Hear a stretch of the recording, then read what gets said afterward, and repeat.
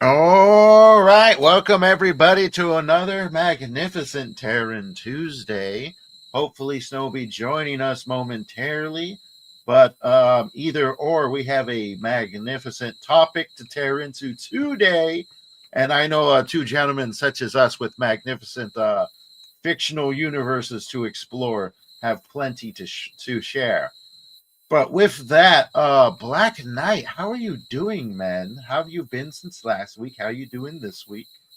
Well, I've had a number of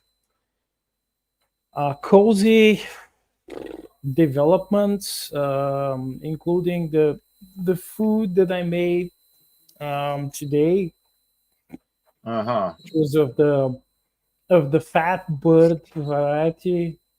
Um, Yeah. but but on the more interesting side of things, I was able to complete um, one important Mm-hmm. chapter for the next book, and um, I managed to not get sick because I got, I mean, again, Ah, because nice, nice, I nice. was sick last month, if you remember. Um, Yeah, yeah. and I also found a group um, which hopefully um, will that is like a D&D group which hopefully would play in on a table, an actual table, not online. We will roll actual dice, not click Yeah, on yeah. that roller. So that's one of the major hobbies which helped me improve my storytelling. As you know, I've talked a lot about it. I've been helped by my players to develop some of the lore of the worlds that I Mm-hmm. write in, and including and that's a cool segue.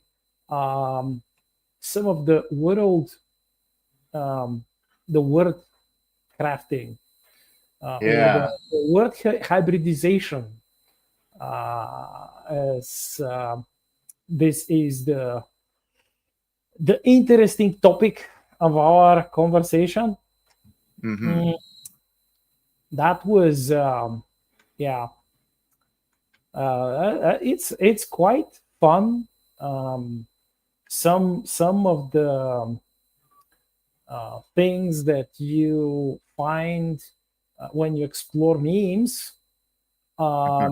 you could also find hybrid words there.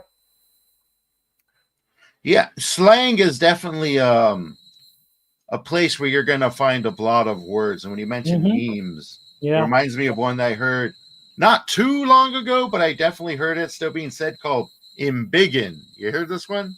Ooh. Yeah. Embiggen, when you're just making something bigger on your screen there. Yeah. Like, so when it comes to words, it's very interesting because language changes with slang, with the times and the way we explain things. I think who was it? I think it was Shakespeare actually who was credited for creating or at least having the first documented recorded use of over 1,000 words that we Ooh, now use yes. today. Yes. Yeah. It came from, actually, I think, if I'm not mistaken, a lot of these came from early poets, Mm-hmm. and I'm poets, um, Playwrightists and stuff. yeah, playwrights, and I read somewhere because I needed it for a story.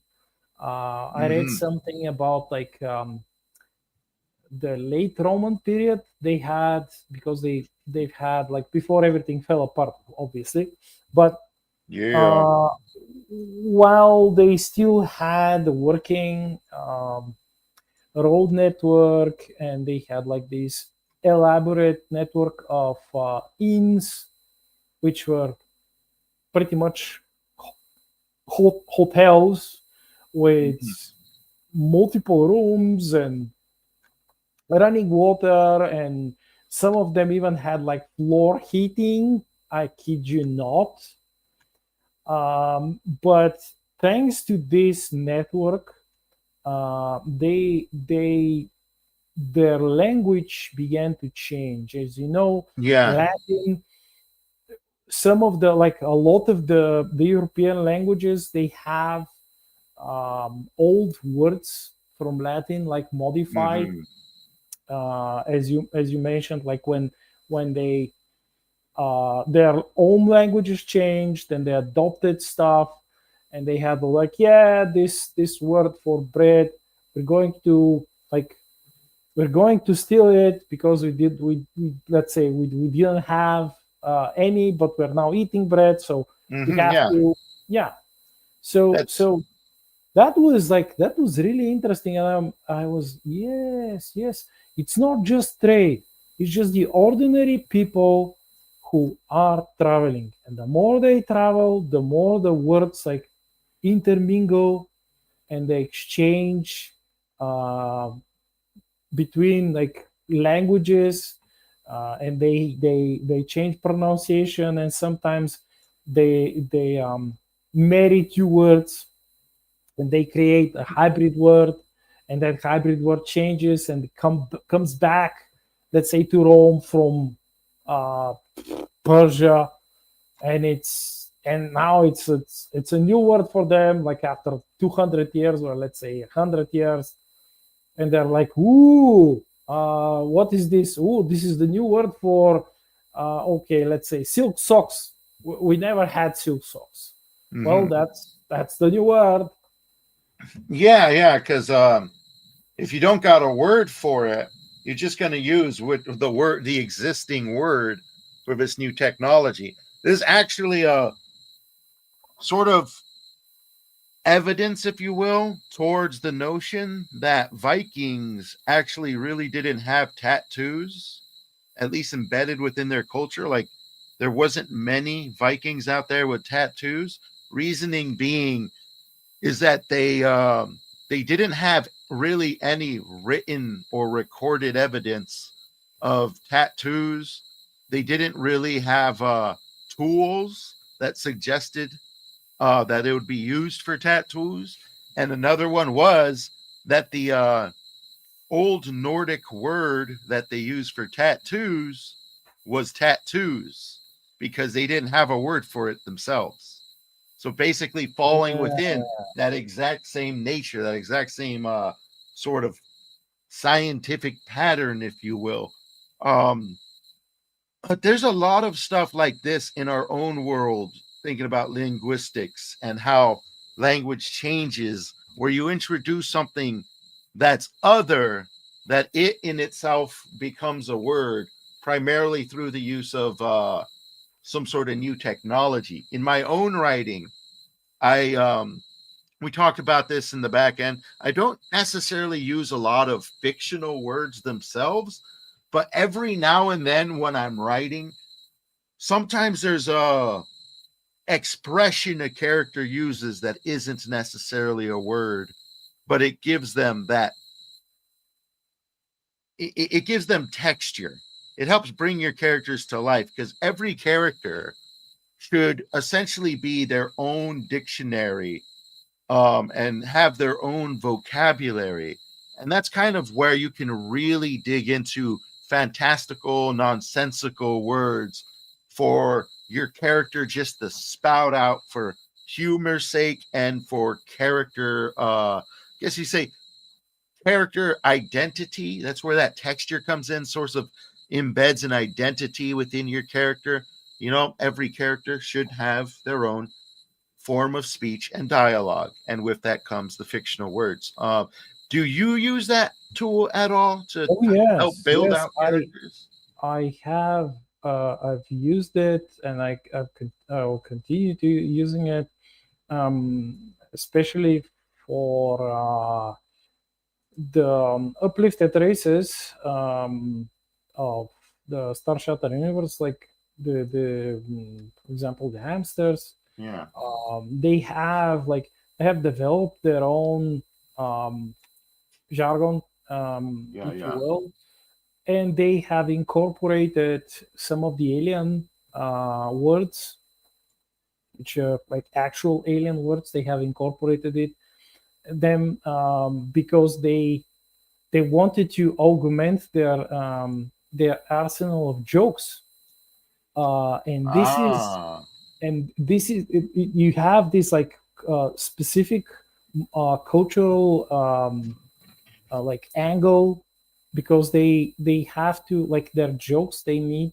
to have this bite, and they also have to be easy to understand, because otherwise, like, mhm. how will some alien pick up the punchline if they, Yes. but if they use the words, if they use their own words, and they mix them in, then the aliens will understand the joke, and that's the idea, like a punchless joke. What's the it's And then I also uh, used the same method for some of the organizations, especially organizations that are dealing with aliens, or more Hmm. like, let's say, the space bikers, which they are not like a unified organization per se. They have like different clubs, Yeah. but they have different language, like varied levels of jargon which they use in their conversations with friendly aliens, not friendly aliens, the ones whom they wish to do like trade, to, let's say, sell the stolen stuff which they lift from pirates, or let's say they did a raid somewhere, like some privateer style raid Hmm. on another empire's territory, or Star Kingdom's territory, and they have to use the words, because these are things that they we don't have, like, we don't make them in our space, but they have to sell them somehow, otherwise why would why would they even steal them? So in many cases, after years of doing that, they have, like, throughout their pillaging and raiding, they have stolen, quote unquote, stolen even the Mm. words that other criminal syndicates use for various merchandise and stuff and tech, and they have, like, tyrannized them, molded them, changed them, merged them with human words, and so this is, like, you're very right. Like, this is one of the things that makes Hmm. our characters more solid. Like, it gives them greater weight when it comes to their voice. Yes, yes. That definitely helps. I mentioned this a number of times, digging into audio dramas, and that's Oh pretty much yes. dialogue is the main thing there. So when I was looking into this, they basically, when you study it, they do very much encourage giving every character their own sort of speech patterns and dialects as best as possible.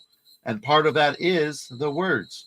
And along with the words, another thing I've noticed within my own writings has been I don't necessarily use a lot of fictional words within the my world building, but I've noticed as descriptors every now and then I'll come across an appropriate descriptor that may not be a word.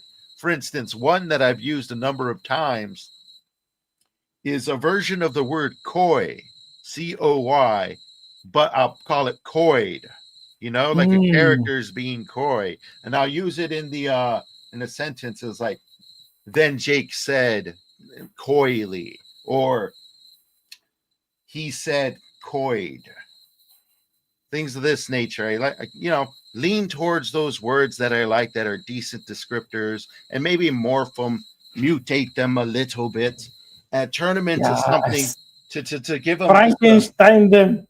There you go. That's a perfect way. Frankenstein some words, because ultimately, when I use it in that manner, when I use coy and I put an ed at the end, or say coyly, you still know what I'm talking about. And this has been sort of like my philosophy when approaching these things: is language is made for communication. The words you use, ultimately, the ultimate goal is to communicate.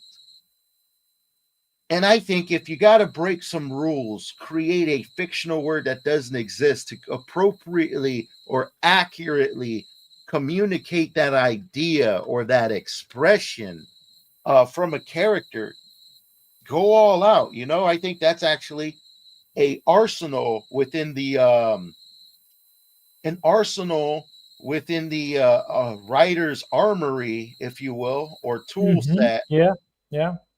to morph and Frankenstein existing words to get that appropriate to get that more sharp delivery, if you will. Have you used these at all? Do you got any favorite fictional words you like to use as Yes. descriptors? I have one of my, perhaps one of my more, um, not more, let's say most Yeah. favorite is the word faceplate. And if you read any Star Shutter, Mm-hmm. um, this is this is how that part of the technology of combat armor and spacesuits, space age Yeah. spacesuits, the like the frontal part of the helm is described, and it's it's not just a visor, because obviously in space you could open like the helm, but it's not just like a simple piece of metal that just lifts up and slams shut, like, and is can be hermetically shut, of course, obviously. It's just, um I juggled with a few other words, but this this one kind of like it just fits perfectly, Mm-hmm. because it's an armor plate. It's a piece of a plate, armor plate, which is transparent, and on the inside you have all of these like holographic um, mini displays, which you can command with your eyes, with voice commands, um, that show you different stats. Mm-hmm. You could obviously make the plate transparent, and it's over your face, and faceplate. There it is, and everyone loves it. I love it. It's great. Yeah, yeah. One that I have used before is, you reminded me of it. Visor, but Mm-hmm. misspelling it with a big O Z in the middle for a Oh, particular type of technology within that the also world. works. Yeah, I Yeah. mean, I think I ultimately lean more towards the Frankenstein route than completely new words together, at least in like the descriptors and naming conventions of items, places, and things. I like yours is in space, and I'm sure being that it's also like very futuristic, you probably had to come up with a litany of new Oh yeah, words or look for some exotic ones out there to reincorporate. yeah, and some of them they have been gradually adopted. Uh, Mm-hmm. I never. I mean, did you face this same thing where you think of one of these like Frankensteinish words, and then later you make a note of it, and you're like fiddling with it in your brain, and you're like, nah, it doesn't sound well, and then like a few weeks later, no, it actually does sound well, and you're like conflicted whether if you like to use it in a story or not, and then someone uses it. Someone uses it, um, and you're like, wait a minute, I invented it, but you actually didn't. That somebody else did the same. Like they followed like a super similar thought process, and that's good. That shows that your thought process was logical, and it was natural, and as you Mm-hmm. as you mentioned, it helps. It's like it furthers communication, which is Yeah. actually the goal. And one of the things that I've like wrote about, and only lately, well, by lately I'm mentioned like a Mm-hmm. few years ago, I've used was a couple of new world order slash corpu global corpu stuff, terms that I've used Mm-hmm. in a few of my late Star Shatter books, which I came with. Was I think the early 2000s, like over 20 years ago. And back then, I like, and some of my friends, when they read it, like, dude, you sound cringe. This is cringe. Mm-hmm. And now they're not, after COVID, they're not so cringe. It takes time, man. Yeah. Yeah, definitely. What's your process of sort of like, when you've decided, like, did you decide beforehand? Oh, there's not really a word that's coming to mind. Maybe I gotta fashion a new word into existence, or Frankenstein one, or do you just sort of stumble upon it, like just find this appropriately, possibly original, non-existent descriptor or word to use? Well, it's a mix of things.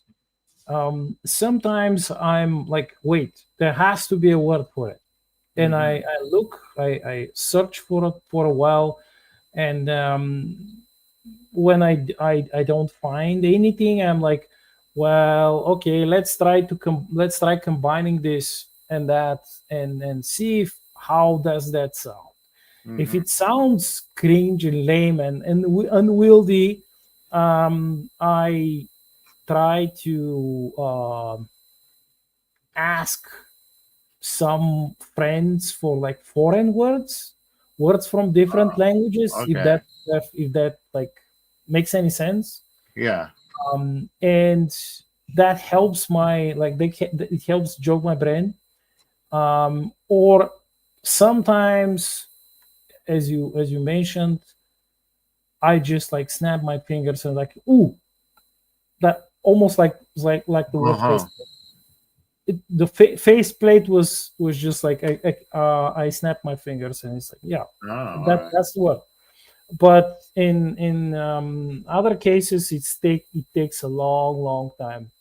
Um, for example, with the time units, um, especially like the galactic time units, which they they um, they put the word star in front, because it's like the accepted space time, Oh, uh, okay.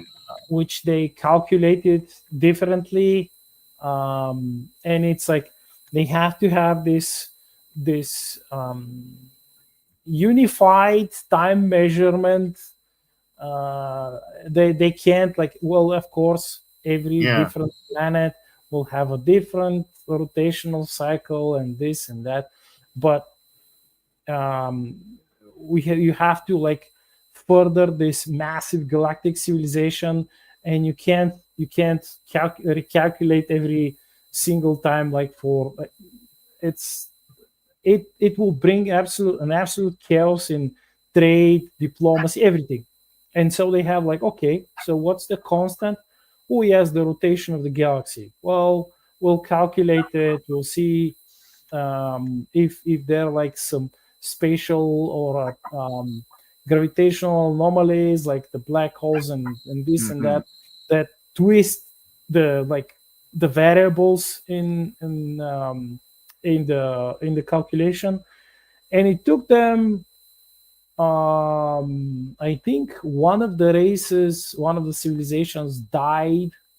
It took them a few thousand years to calculate all the interferences from black holes and quasars and pulsars and this and that, and they finally calculated it. And it's like that was the last thing they did. They died, but they managed to do it. And another civilization had a different word for this, but because Mm. they actually died, they were like, well, screw you guys, like this is our achievement, so it's going to be, we're calling it this. It's like the two scientists, no, I invented it, and the other scientists, no, no, no, I invented it, like Marconi and who was that I forgot.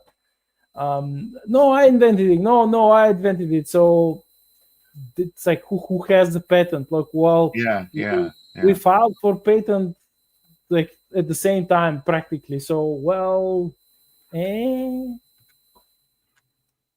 Roll the dice. yeah, pretty much, Yeah, yeah.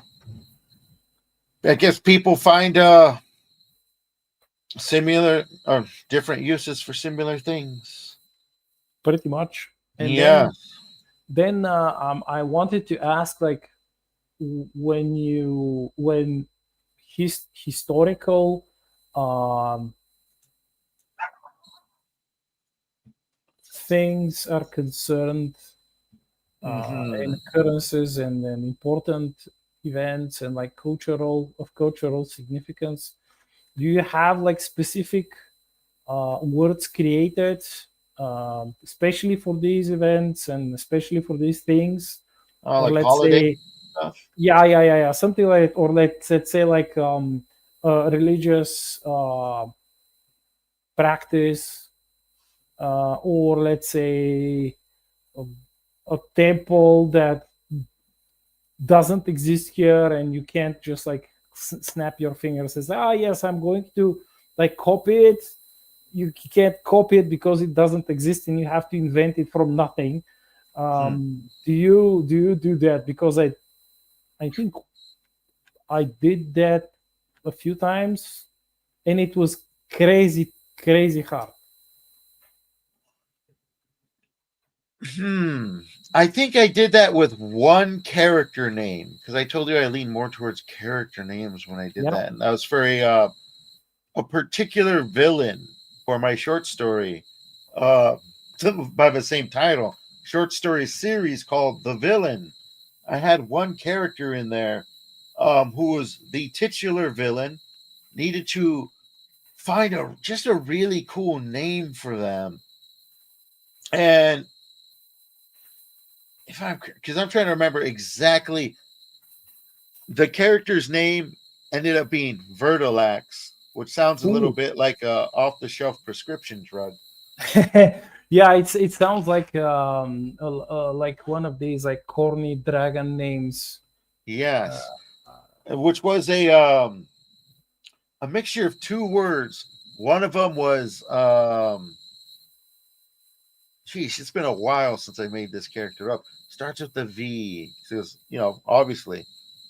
Um, the terminology is a number in motion. When you're calculating numbers in motion, it'll come to me in a little bit. My mind's just calculating nothing yeah. right now. It's been a long day, people. It's a work day. But essentially, that's one way that I approach it is taking two existing words that I let's say I like their definitions, and Kiddens considered this like a mix of word and definition. That makes sense. Yeah. Yeah. So that's usually how I approach it. Um, but it's also kind of like we were discussing earlier. You come across a new word, and you kind of almost just like I said, come across it. It falls on your lap, so to say. Like, oh yeah, this word sounds nice. I like it a lot. Let's go with it. Almost like gets its hooks in you. That happened once or twice with some character names. But frankly, I write so many short stories. I probably don't even remember all the characters I've created at this point, which I'm sure you probably ran into as you've Yeah. written many books, many pieces of Yeah. literature. I've had like a few of the side characters that people ask me like many years after the fact that Mm-hmm. I wrote about them and they died. And it's like, oh, this character and they did that, and I'm like, oh, who? I gotta Um, go back and read my own yeah, stuff. I have to screen, Yes. but otherwise, let's see. I think one of the more interesting aspects of like because I'm doing alternate history and I have to have stuff which is actually alternate history, and I can't I in some instances I was able to do what you did, what you mentioned that you did. Oh yes, I'm just like going to use the original name or the original word. I'll just change a letter or something. I'll just add just a letter or subtract a Mm-hmm. letter, Yeah. and it will work. But in other cases, it's I have to like do something completely new. And for example, there was this uh, Shinto shrine which I actually invented. But to do that, it had to fit the culture. So because and back at like, oh boy, that was a long time ago. Um, Mm-hmm. I asked a friend. The problem was that this friend was more in like he had greater knowledge of Buddhism in Japan than Shinto, um, and I left that like I left that empty, like a hole. It was actually a hole in the draft for that book. It was just a hole, and I just copy pasted like in brackets with I made it red and underlined it, and it said weird word here. Oh He boy. actually said that, and years later, I asked another friend, also Japanese, and she said, "Oh wait, we have this temple close by the shrine. I'll just go there and take some like pictures with my phone, and I'll ask like, I'll just read the tourist board that like most of the shrines and temples have. I'll Hmm. just read the information, and maybe if there is like uh, a person who is working at the temple, I'll maybe ask them a few questions. I'm like, you don't have to do it, and but who was actually going there and had some stuff to do, so it wasn't out of the way, Hmm. and that led to the actual creation of the rifle shrine in Oh, Star Shattered, which is they had like they had arquebuses in Japan, imported from I think Spain, was it? And they began to manufacture them themselves. And later, it was I think it was like Holland, or the was it Holland? I think it was Holland who actually uh, imported like a more modern rifled guns with cartridges, metal cartridges, and such. hmm. And they had to invent another word for that, because they had a different word which they couldn't use for that. There was a different weapon, and I I it took like I think it took a month to create that shrine. Really? Yeah, it's because I was just like I'm totally clueless. Even if I read stuff about the like the practices, the Shinto practices, I don't I don't have a background in it. I can clap my hands and say, oh yeah, it's the probably this. It should probably this be. It should be probably this. But uh, it's better to actually get like some relevant information and to know the process. But that is like in this particular case when we are dealing with alternate history. Because if you're just inventing it from scratch, well, then you have freedom. Yeah, yeah, yeah. Yeah, it can be difficult at times taking that approach because usually when you're a new writer, you want the guidelines as much as possible. You hunt down from so that way you can sharpen up what otherwise would be considered noobish writing, like that new stuff. Yeah, but But sometimes this is the best thing.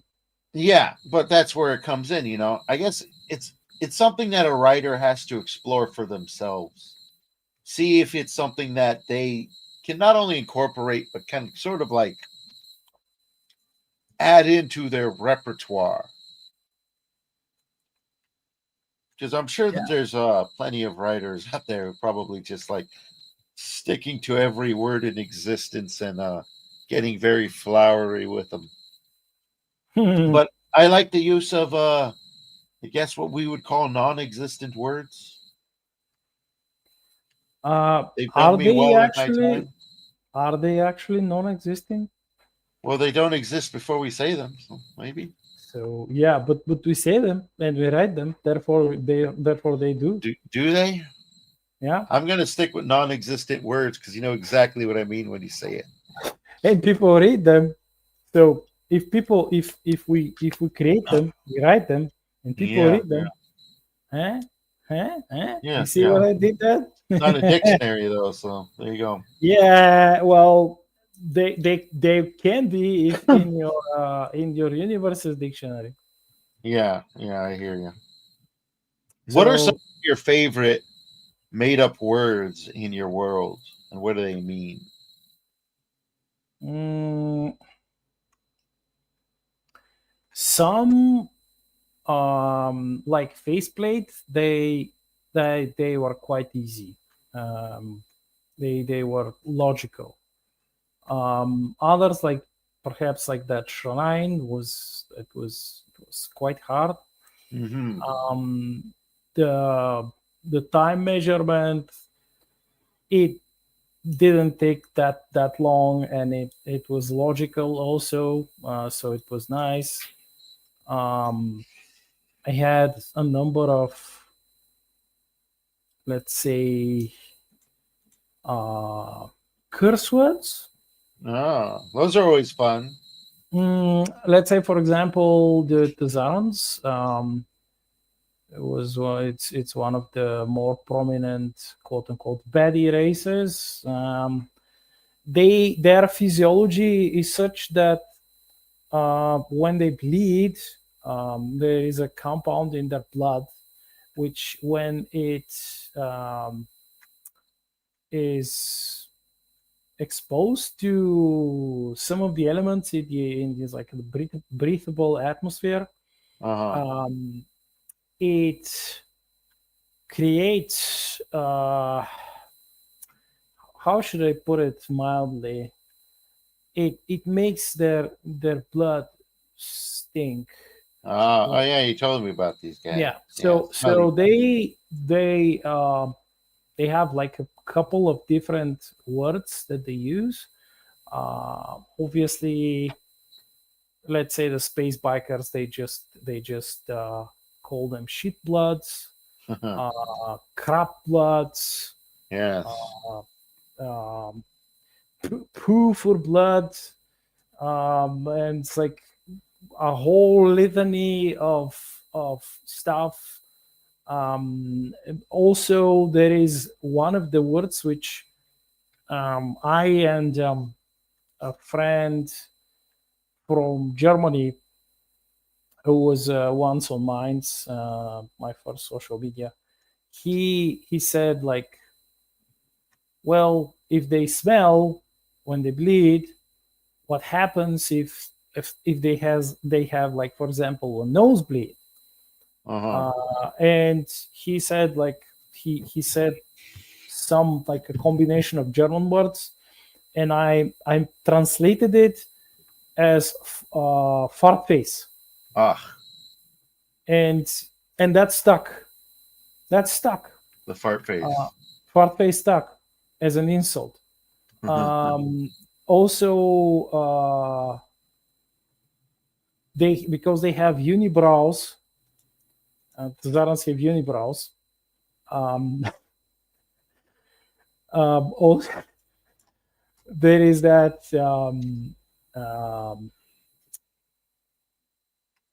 brow. It was what was it like?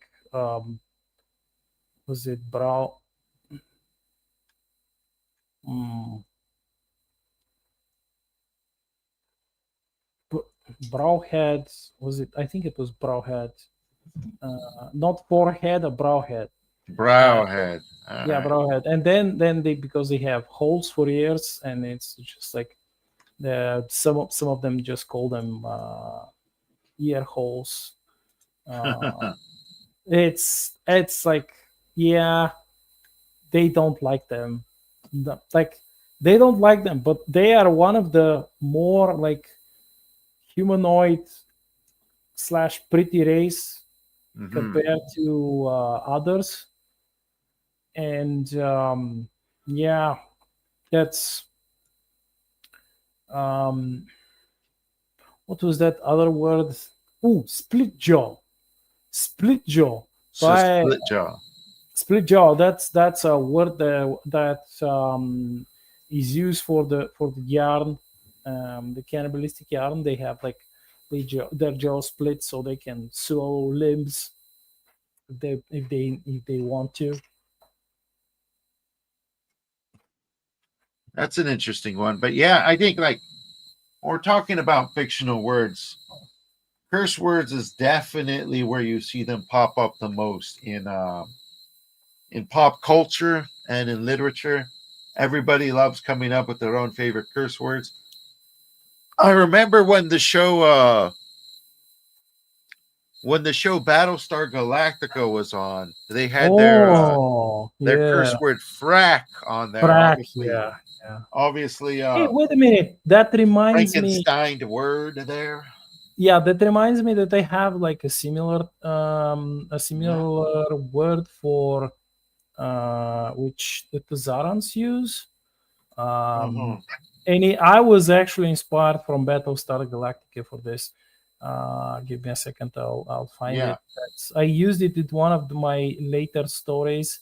Oh. I think it was like in Dread Pulse. Was it in Dread Pulse? Yeah. Uh, Yeah, frack was one they used. I noticed usually they'll take whatever word, curse word they want, and they'll keep the first letter. Maybe they'll keep the last letter. Another one I remember from a separate show that was only on for like 3 seasons, but that was sort of like the sci-fi thing. You come up with the fake curse word you can get. You can sneak past the censors and get them on yeah, television. yeah, yeah, yeah, yeah. Yes, that's a good way. So they had frack, So which people in that's like real a life started variation. saying. Yeah, people in It's a real life started saying. I remember that. Yeah, yeah. I remember that. This was a I had very like popular show. I had a I had Nerds. a friend, and she went to that party, and after, like, I was sick, I couldn't go to the party, and then it's like a week later we meet at a pub, and she's like, frack this, frack that, and I'm like, well, what the fuck is this? But the way that I designed it, I it's Frug. Fluke. Frug. No, it's Frug.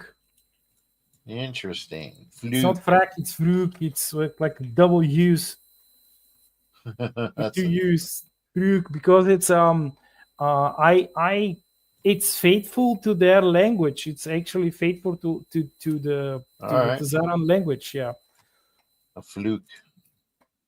Frug. Interesting. Yeah, yeah. I mean, and they can catch on too. Like I mentioned before, Battlestar Galactica. I remember people using it, and other people knew exactly what it freaking meant. And other shows after that kind of wanted to capture the same spirit. I remember a number of them coming out with their own curse words. The only other one I remember is from a show that was a failure right out the gate. Which Um, one? Defiance. It was just called Defiance. Yeah, that was lame. Yeah. Their uh their curse word was stocko. So I guess Uh, what you're saying shit right there. You take the uh, sh. yeah. Not that good. Nice try, but it's no frack.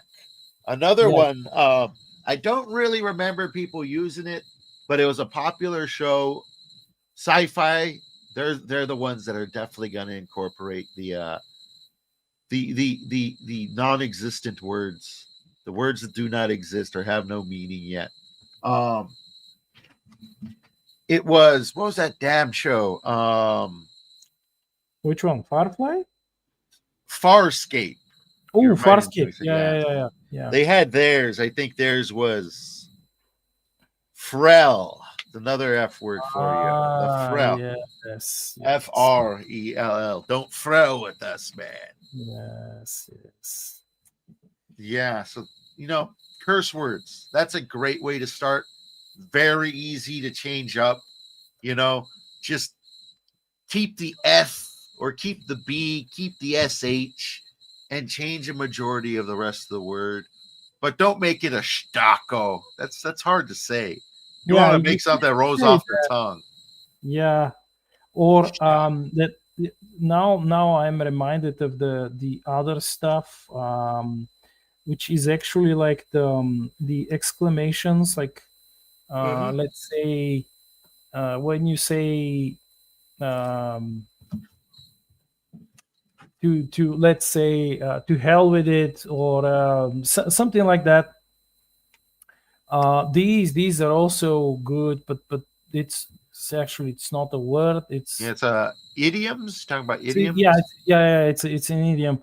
And I've had like a number of these. Um, Yeah. for example, um, stuff which the Brits had used back in the day, the Victorian times. Um, let's say when they would uh, exclaim something, and I created like a few things in the similar vein, but of Uh huh. course I alienized them, and in Oh let's say yeah, yeah. Tazaranize them.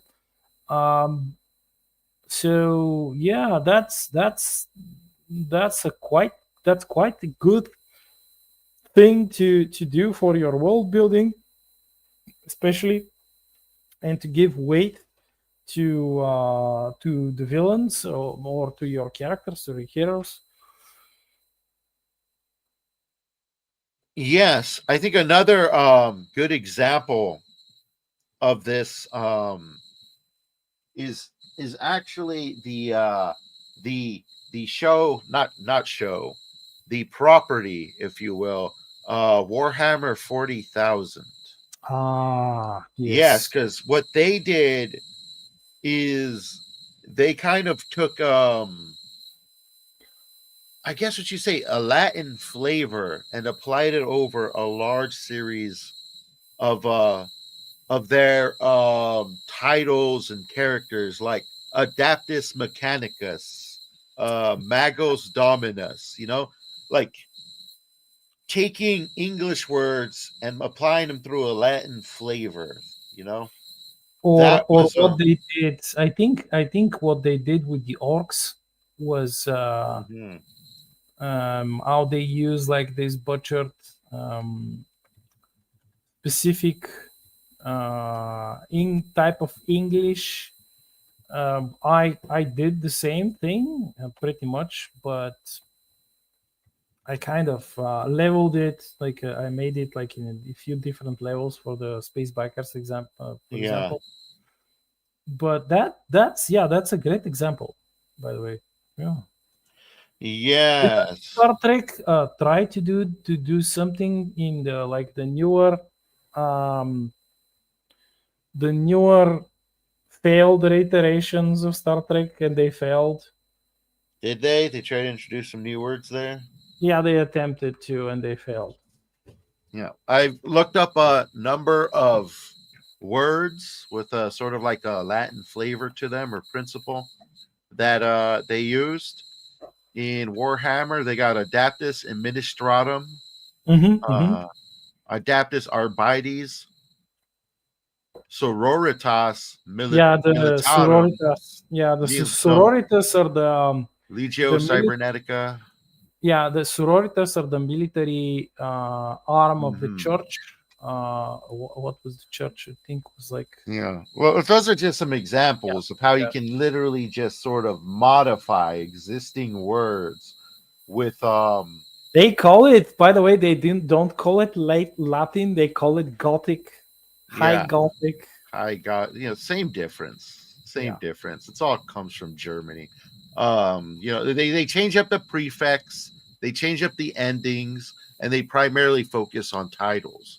So this is another way you can approach world building as well, Give yourself a challenge. Say I'm going to make all the titles in this world 100% original titles, like they primarily did in 40K. And within you could probably take, say, I guess what you'd call like the Germanic principles and naming conventions, and then just sort of changing the English vocabulary a little bit and slap on some Germanic naming conventions, or Germanic conventions at the end there. You might come up with some interesting stuff. I wouldn't be surprised if somebody already did. of course they did. Um, Absolutely. Yeah. I think for the, let's say, for the spacers, in the Star Shattered universe, because like the bulk of them are Russian, Slavic. So I've used like in many instances I just used Slavic terminology, and I created. I've created a new word for like fairy tale like Slavic word Uh-huh. for ghost like Oh, creature, and it's like space ghost almost. And this was for my second vote your own adventure novella, um, which featured the spacer character. And this word is like it's a variation of this like house spirit, which exists in not just in Slavic mythology but in many mythologies, which is like the spirit that it's a fickle spirit. It's not evil, but if you do not like respect it and give it like a little bit of cheese once in a while, like some milk or something, a slice of bread or like an apple or something, your milk will curdle, or let's say you will like you will hit your toe every time uh-huh. when you try to like move around the table or something. So this like in Slavic mythology, this is the domovoi, and Mm. it pretty much translates roughly translates to house spirit. But Oh, okay. what what would be, and it did not take me long, like it took me like maybe an hour to think all of the like to assemble all of the things. And I'm lucky because I actually studied Slavic mythology. I know the languages. I mean I have the background in it, so it was much easier. I didn't have to Oh, nice. do the extra research. And it's actually it's cosmovoi. It comes from the Slavic word for space, which is cosmos, and it's like Yeah. the ending of the house spirit, and it's like it fell into place because I already had the creatures. They existed in universe. They had a node for them, like a small node. Nonetheless, they had a node. I knew that they existed. I knew what they did. I knew how they moved in space. Um, and it's pretty much this almost like Cthulhu like creature. It looks terrifying. It looks like these like prehistoric Nautilus um, mollusks, like this shell that has like tentacles at the front, and it Oh, okay. moves by projecting a jet of water. This how this is how it Very moves. fantastical. Yeah, I mean the creatures. I think it still exists in the deep oceans. I forgot the exact name. I think maybe it was Nautilus. I'm not 100% sure. But this is the space version, and it actually moves through hyperspace and subspace. It moves without moving. It travels without moving, and you cannot communicate with it. It's like in a normal way. It's impossible. Um, you Uh-huh. to communicate with it, you need a device that remodulates different types of radiation, because this is a creature that exists in deep space. This is its natural environment. You Yeah. can't expect it to very well speak like we do. Exactly. You can get fun with linguistics sometimes. Like in a short story I wrote last year, I had a simple race of like rat people where they communicated by a mixture of squeaks and body movement sort of adopted, or I should say that I stole from how bees communicate with their sort of dance and stuff, you know. So I Hmm. sort of borrowed some of that um, to, enrich their race a little bit with some lovely needed cultural texture. And it also added in some great comedic elements from time to time, which is another thing you can really do a lot with these original words. You introduce an item where you only know the name, but the name is so fantastical and made up that you don't necessarily know what the item is you're looking for. There's a lot of excellent story based ways to hook a character with these made up words if you use them correctly as well. Have you ever done anything like that for a story? Introduced an item or something that the name was completely original name, and the reader did not know until it was unveiled later on what this item or device was? Um, Let me think. I think I did. I introduced a bracelet, which Mm-hmm. um, was hinted upon earlier. They did not. No one could assume that it was actually a bracelet, but it was, and well, at least most humanoid species assume that it's a bracelet because it kind of looks like a bracelet, but it's not actually a bracelet. That thing is actually a ring because it was created by uh, not just giant species, like they were larger than giants, like um, they were ispulins. That's the word for the bigger than giant being. So these things were actually rings for them, and you can fit them. You can fit them on your wrist, loosely fit them on your wrist. So yeah, that's I can't pull the word from memory, but it actually translates to uh, star spirit bracelet. That, if that makes any sense, that it actually guides the one who finds it to their best possible mate, which is the most suitable mate for them. And it's considered to be extremely lucky to find. Yet, what people do not understand is that these bracelets, you don't find them; they find you. Yeah. What was the title of that bracelet again? What was it called? Uh, Star Spirit bracelet.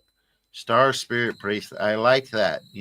I like the because sometimes to create something new, you just have to compound existing words. They don't always have to be made up. You know, Star Spirit bracelet, I think, is an excellent compound word, and it actually plays in to a movie I saw once because I was talking about how you use a Star Spirit bracelet. It's a part of the plot. The name itself sort of lends towards mystery. This was actually a convention used in a movie, an old school movie starring Michael Douglas. I barely remembered in the midst of this conversation, called The Jewel of the Nile, where this Ooh. gentleman is looking for the jewel of the Nile. But then the jewel of the Nile turns out to be something completely different than a literal jewel, which he was expecting from the beginning. I didn't want to spoil it because that's sort of the hook at the end, is the unveil that the jewel is not a literal jewel. um, that's another way you could definitely use these naming conventions to add that Hello, hello, hello. Huh. I can't hear you. Oh, yeah, it's all right. I had a little internet um, A spasm hiccup. there. A hiccup. Yes, yes. I Everywhere remember you go.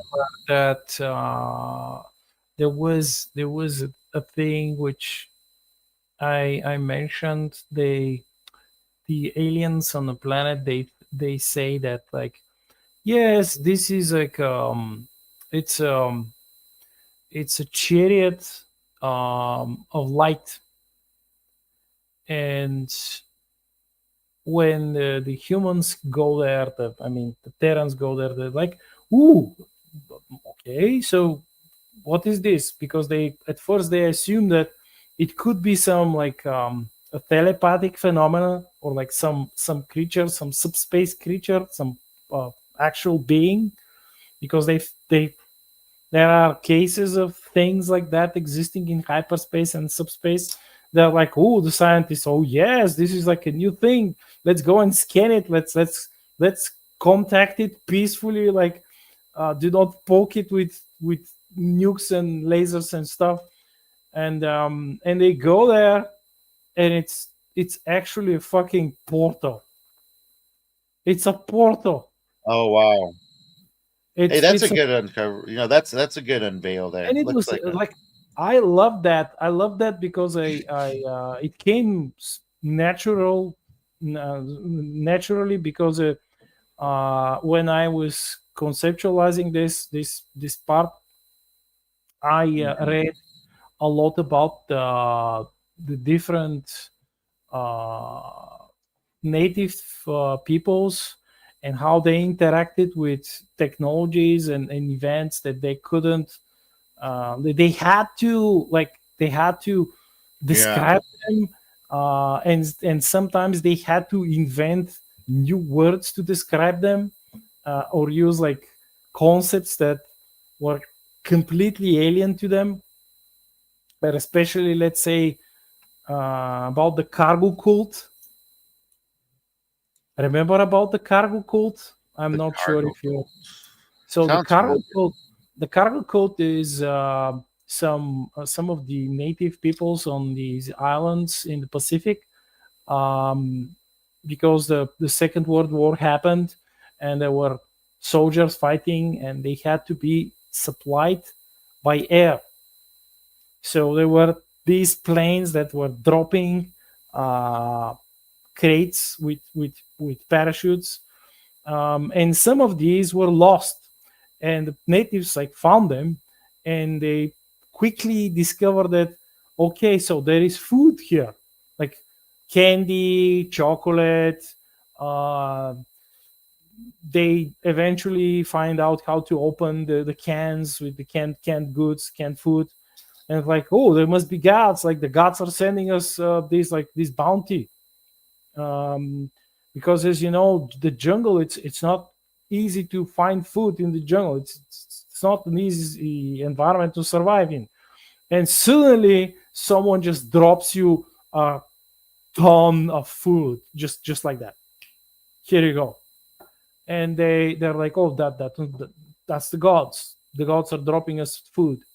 um and But the war moves on, the war ends, the soldiers go away, and the planes stop dropping.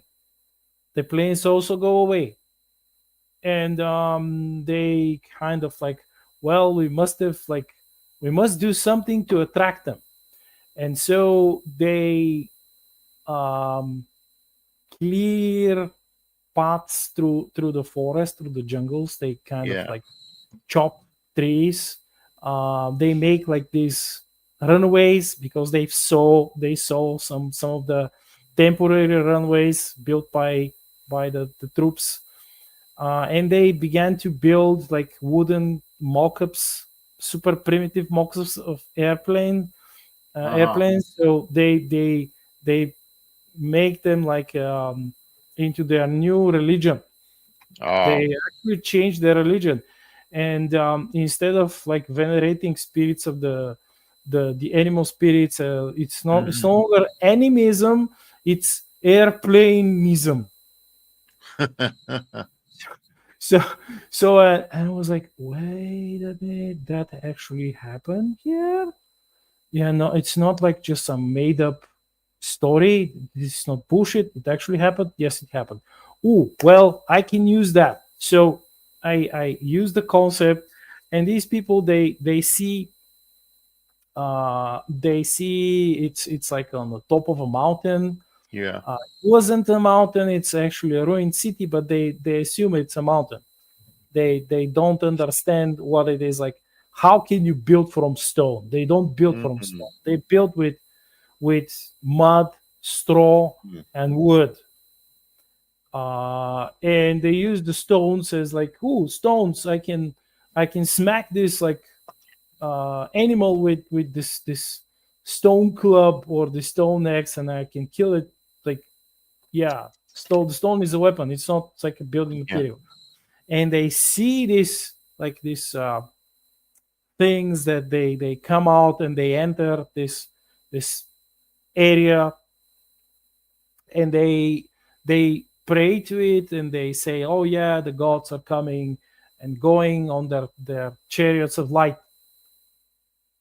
And when the humans go there, they're like, oh yeah, we have technology, we have shields, yeah, we have scanners, we have spaceships, we'll just go there. And the natives like, no, no, no, this is dangerous. Like, when people go there, they vanish, they never come back. But the Terrans are like, no, no, no, no, we are advanced. Yes, we have technology. And the humans go there, and they don't come back. And the aliens were like, well, we told them, we warned them. And then different humans come to look for the earlier humans. Are like, what happened? What the fuck happened? And well, they went to the godly mountain, and they encountered the chariots of light, and they were taken by them. And they actually, like, this time they were better prepared. They went there and they saw that it's actually a portal which was malfunctioning, because it was so ancient that it went out of alignment. And it's like the wormhole, the other side of the wormhole, it kind of like bounces off the portal itself, and sometimes it kind of like wanders around until it's realigned back to the portal structure again. Yeah, that's a good hook right there. That's a good Yeah. hook. And creates introduces the thrills for a third act, which is sort of what, you know, these naming conventions are about for these mysterious items, objects, or entities that are perceived as one way but may be something completely different. But I think there's been a pretty good conversation. We're headed towards that half hour mark. Why don't you go ahead and share some final thoughts and where people can find you? Well, so far as final thoughts on this subject, I I believe that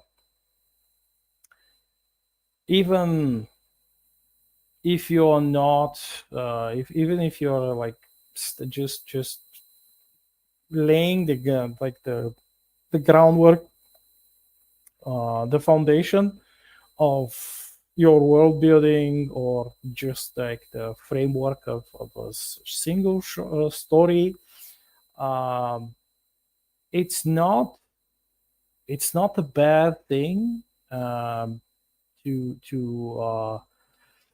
invest some of your creative juices, to concoct, like to shake things up in your brain with your imagination, with the hands of your imagination. Just shake things, and try to, if not just like create some elaborate thing, uh, Mm-hmm. Frankenstein something. It doesn't have to be super complicated. It could be a variation of something that you love from other fantasy, Yeah. or sci-fi like the frack, or the frug, or something else. Just do it. um, Write it down, and this imagined word may find its way into the popular vernacular. You have no idea. Exactly. In fact, to sort of punctuate that, I pulled up a list of words that are contributed to Shakespeare, as he was the first one to ever use them, or at least that they found within recorded history. So here's a short series of words before we sign off: alligator, bedroom, critic, eventful, eyeball, fashionable, gossip, hurry, lackluster, lonely, manager, swagger, uncomfortable, and zany.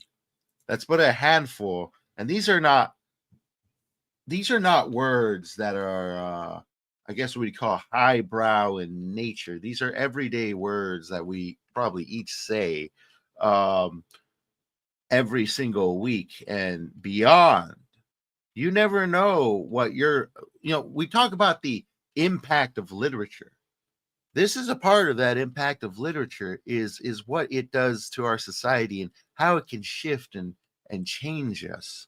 And maybe that's what we should talk about next time, is the impact of literature, because there is current impacts happening right now involving literature that make one want to close their eyes and turn away, that I think we can really dig into. But with that said, dear friends, thank you all for joining us. We like to respect your time, and if you're part of that replay crew, leave a comment down below. Give us a thumbs up. Share with your friends. Stop by live and enjoy the show with everybody else, because we enjoy your company. But with that said, thank everyone in the chat. Thank you, Wrangler. Thank you, Moral Officer Grant. And of course, thank you, Black Knight, because I know it's like 3 in the morning, 4 in the morning over there. But thanks everyone for joining us. We are out of here. Go ahead. I know you got something to say, Black Knight. Yeah, you have a great night, and if you really want to uh, help, um, please, as James said, do leave a comment, share the video, and grab a book, read something of Yay. ours, go to our Substacks, or buy a book. I don't know, do something fun. It's gonna be fun. It's going to be fun, right? We write good stuff. But with that said, thank you all for joining us. We're out of here. Mwah. Much love, but we got to go. Night. Good night. We love you. Stop by.